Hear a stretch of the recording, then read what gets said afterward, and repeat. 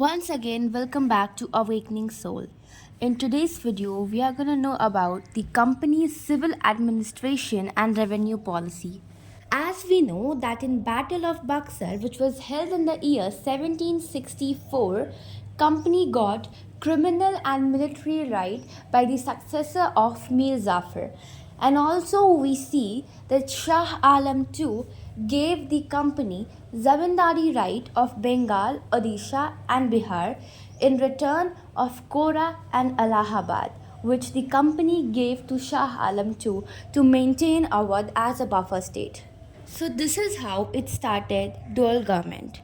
Dual government is a kind of policy where there are two rulers ruling. One is on the stage and one is off the stage. So on the stage we have the Nawab of Bengal and off the stage we have Britishers. So after Battle of Buxar in 1772, Warren Hastings ended the policy of dual government and he became the first Governor General of India. So naturally, company now had more powers and it had to do more expenditures. So company became bankrupt. Although company had much of a revenue, but it became bankrupt because the company's officials were becoming corrupt. The money which they were getting were going most of the times in the pockets of the company's officials. So therefore, company became bankrupt. So it appealed for the loan from the Britain's parliament, that is Britain's legislature. The parliament gave the loan and began to regulate the company's administration in India. That is, they started keeping a vigilant eye onto company's officials and company's administration in India. So it passed several acts like the Regulating Act in 1773, Pitt's India Act in 1784, which centralized the British administration in India. Besides, it also passed the Charter Act in 1993. According to this Charter Act, the company has to renew its monopoly, that its right to trade with eastern areas, every 20 years. And this Charter Act, like it used to come every now and then by updating the version of the Charter Act.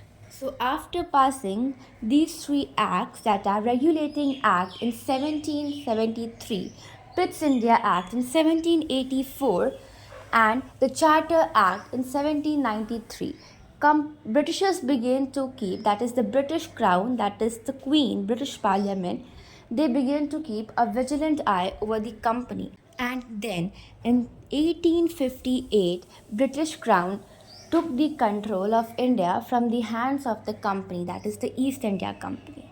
Therefore, India became free from the company's rule and came in the hands of the British Crown.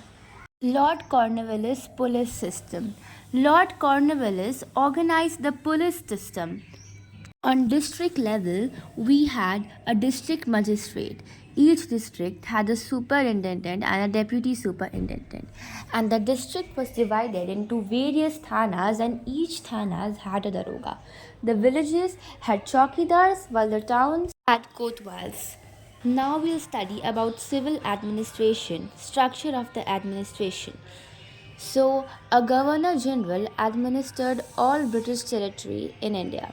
This Governor General was usually accompanied by members of council which consisted of 4 to 5 members. There was much day-to-day tasks, administrative tasks which had to be done, and this task could not be done by the Governor General and the members of the council because they were busy administrating the country, administrating the British territory in India. So they had civil servants. They had tasks at various levels which was done by civil servants.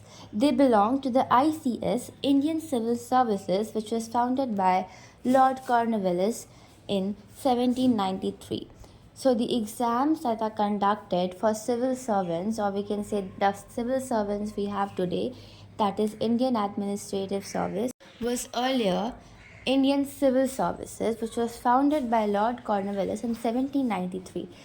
Remember, 1793 was also the year when Charter Act was passed. Now, for the purpose of administration, British Indian territories were divided into two parts. Provinces and presidencies. Presidencies were kind of favorite areas of Britishers. There were the three areas which are Bombay, Bengal, and Madras. They were the apple of the eyes of Britishers, so they got a special name that is presidencies. And they were seen by the Governor General itself, which was appointed by the British monarch. Areas other than Bengal, Bombay, and Madras were called provinces. They were held by lieutenant or chief commissioner. The lieutenant governor, the chief commissioner, was appointed by the governor general. Governor general was the one who ruled the entire territory and also oversees the presidencies, and he was appointed by the British monarch. These provinces and presidencies were divided into districts, and a district was the most important administrative unit in India under the Britishers. And the collector was the most important post in the civil servants, and the collector's office was called collectorate. Collector was also known as district magistrate. It had two works: firstly, to collect revenue, and secondly, to maintain law and order. He also has to administer the justice. In the ICS, Indians were recruited to the lower post and also had lower salaries. This is because Britishers thought that Indians are uneducated and uncivilized. There was no uniform code of laws in India when the Britishers arrived.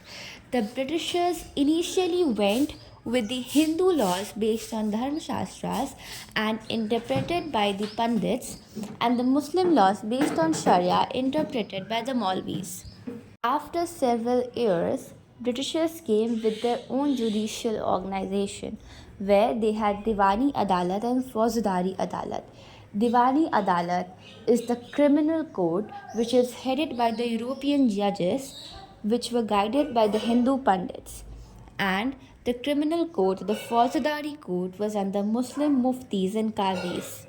Also, according to the Regulating Act of 1773, Supreme Court was established at Calcutta 1774.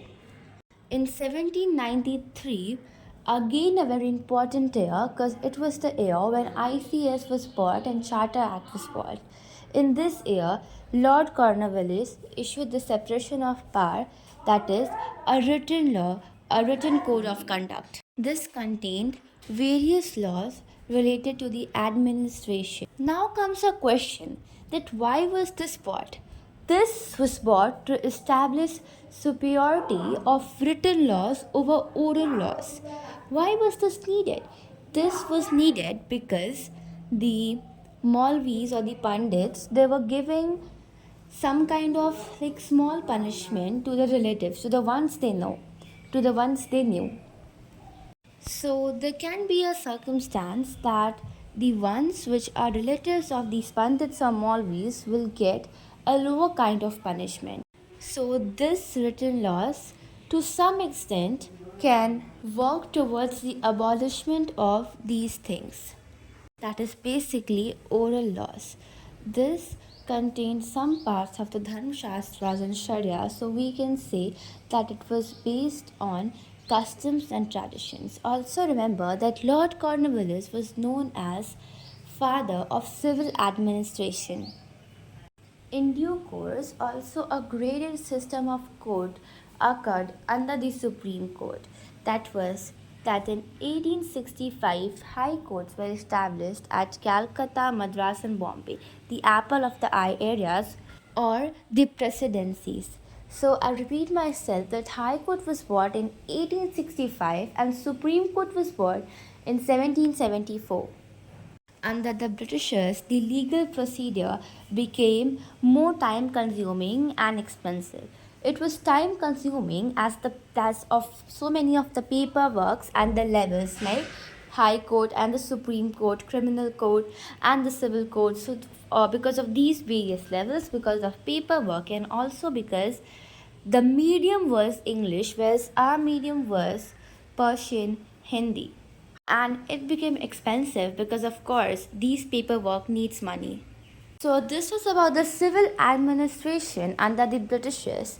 Hope everything is cleared. If even a particular point is not clear, you can comment down below.